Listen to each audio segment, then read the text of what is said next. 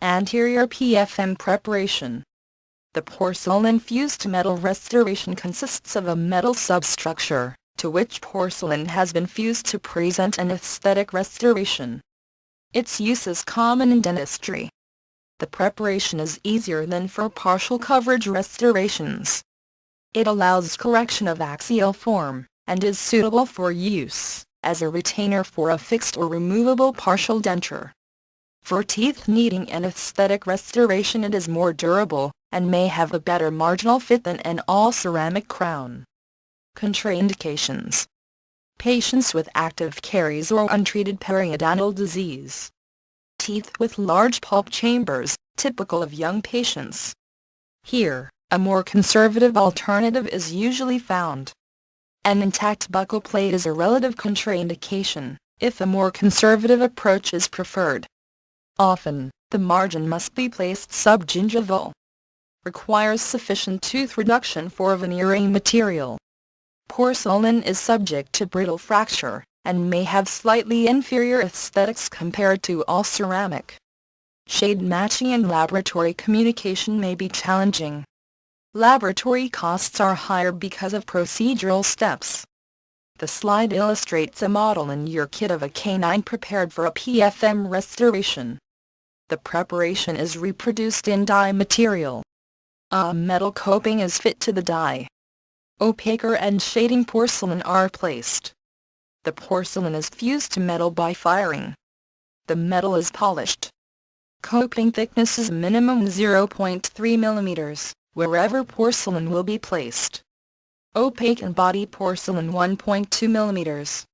Lingual metal 1.0 mm thickness. The patient occlusion ideally will be in metal, and not located on the metal porcelain finish line. Preparation sequence of reduction will be reviewed.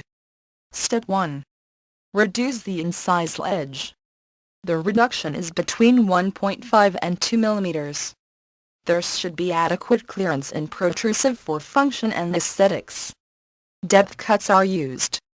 The .018 burr is placed at the correct angle, which is perpendicular to the long axis of opposing tooth and maximum intercuspation. The correct orientation of burr placement is shown in C, not D. Depth cuts are made, the number of which depends on the size of the tooth being prepared. Connect the depth grooves. Reduction should be between 1.5 and 2 mm. Step 2. Labial axial reduction. Reduction is 1.5 mm. The reduction is in two planes.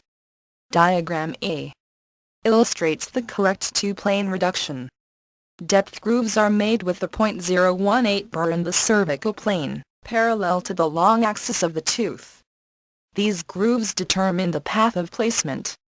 The depth grooves of the incisal plane follow the external contour of the incisal 2/3 of the tooth. Make the approximate 1.3 mm depth cuts. Connect the depth grooves, maintaining the two planes. The junction of the planes is blended. In this slide, diagram A shows the correct reduction in the lateral view. Diagram B demonstrates incorrect reduction only in the cervical plane. Diagram C shows incorrect reduction only in the incisal plane. The photograph shows correct reduction of the labial relative to an adjacent tooth, that is, it follows the same basic external curvature. Step 3. Interproximal reduction. Maintain parallelism with line of draw. Use .012 flame-shaped burr. Hold the head of the handpiece perpendicular to the occlusal plane, and carefully remove interproximal tooth surface parallel to the path of placement. Observe at all times the adjacent tooth. Do not allow the burr to abrade it. The convergence angle is a total of 6 degrees.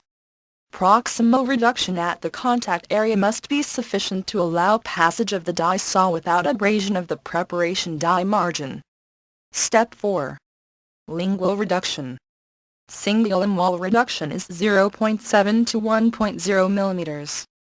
0.016 or .014 burr. Carry the burr through the contact onto the lingual surface with the diamond still parallel to the path of draw to develop the cingulum wall. The single wall is created to promote resistance form. Longer walls are better. Lingual fossa reduction. Reduce the lingual fossa with a football-shaped burr or a wheel. Reduction depends on whether or not the lingual surface will be in metal, preferred, or porcelain. If using a metal occlusal surface, the reduction is 0.7 to 1.0 mm. If using porcelain occlusal surface, the reduction is 1.2 to 1.5 mm. Step 5. Finish line. Margin. Finish lines may vary according to the clinical situation. Some examples are given. Regardless of the design, follow gingival contour. Glassy smooth. Continuous. Uniform. Avoid lipping margin. Lipping is produced when the burr is placed greater than 1/2 its width. Remove lip with K-type burr. Margins should not invade the periodontal attachment apparatus. Step 6. Finish the preparation. The surface of the preparation may be smoothened with stones or a fine diamond with the slow-speed handpiece. Remove gross scratches for a satin smooth finish. All line angles should be rounded. No sharp spots. The preparation is not polished. Review the preparation on dentiform.